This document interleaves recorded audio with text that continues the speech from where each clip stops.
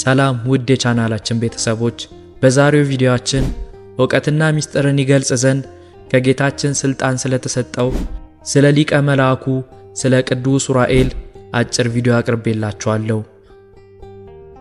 ኦርቶዶክሳዊ የሆኑ ትምህርቶችንና የቅዱሳን ታሪክ የሚቀርብበት ይህን ቻናል ሰብስክራይብ በማድረግ ቤተሰብ ይሁኑ። ላይክ እንዲሁም ሼር በማድረግ ለብዙዎች እንዲዳረስ የበኩልዎን አስተዋጽኦ ያድርጉ። ሊቀ መልአክ ቅዱስ ዑራኤል።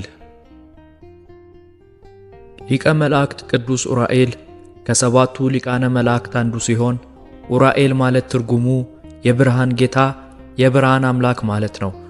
ከፍጥረተ ዓለም ጀምሮ በመብረቅና በነጎድጓድ ላይ የተሾመ መልአኩ ቅዱስ ዑራኤል ነው።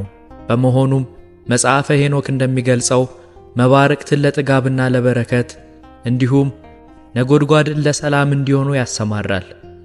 ምስጢረ ሰማይና ሰማያውያን ዕውቀት ሁሉ ለሄኖክ የገለጸለት መልአኩ ቅዱስ ዑራኤል ነው። የፀሐይን፣ የጨረቃን፣ የከዋክብትንና የሰማይ ሰራዊትን ብርሃንን የሚመራ ይኸው ገናናው መልአክ ቅዱስ ዑራኤል ነው። መጽሐፈ ሄኖክ ምዕራፍ 28 ቁጥር 13 ላይ እንደተገለጸው መድኃኒታችን ኢየሱስ ክርስቶስ ለዓለም ቤዛ ሆኖ በተሰቀለ ጊዜ ክቡር ደሙን በብርሃን ጽዋ ተቀብሎ በብርሃን መነሳነስ በዓለም ላይ የረጨው ይኸው ገናና መልአክ ቅዱስ ዑራኤል ነው። ለነቢዩ ዕዝራ ሱቱኤል ጽዋ ጥበብን አጠጥቶ ሰማያውያን ምስጢርን የገለጸለት መልአኩ ቅዱስ ዑራኤል ነው። ዕውቀት ተሰውሮበት ለነበረው ለኢትዮጵያዊው ሊቅ ለአባ ጊዮርጊስ ዘጋስጫም በእመቤታችን በድንግል ማርያም ትእዛዝ መሠረት ጥበብን አጠጥቶ ሰማያውያን ጥበብን ገልጾለታል። አምላካችን እግዚአብሔር የሕይወትንና የይቅርታን ዝናብ በምድራችን ላይ ያዘንብ ዘንድ እንዲሁም የእርሻችንን አዝመራ በዝናብ አብቅሎ በፀሐይ አብስሎ ለምግብነት እንዲበቃ ከፈጣሪ ዘንድ ምሕረትን የሚለምንልን ቅዱስ ዑራኤል ነው። ሊቁ አባ ጊዮርጊስም በመልአኩ አማላጅነት እጅግ ብዙ ድርሰቶችን የደረሱት መልአኩ ቅዱስ ዑራኤል ጽዋ ሕይወትን ካጠጣቸው በኋላ ነው። ሊቁ አባ ጊዮርጊስ ዘጋስጫ የተወለዱት በቅዱስ ዑራኤል አብሳሪነት ነው። በቅድስት ሀገር ኢትዮጵያ የተመሰረቱ አብዛኞቹ ቅዱሳን ገዳማት በመልአኩ ቅዱስ ዑራኤል መሪነት ነው።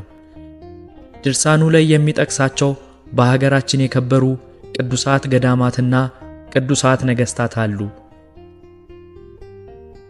የጌታችንና የመድኃኒታችን ኢየሱስ ክርስቶስ እናቱ ወላዲተ አምላክ ቅድስት ድንግል ማርያም ከልጇ ከአምላካችን ከኢየሱስ ክርስቶስ ጋር ስትሰደድ መንገድ እየመራ ወደ ግብጽና ወደ ሀገራችን ኢትዮጵያ የመጣቸው ቅዱስ ዑራኤል ነው።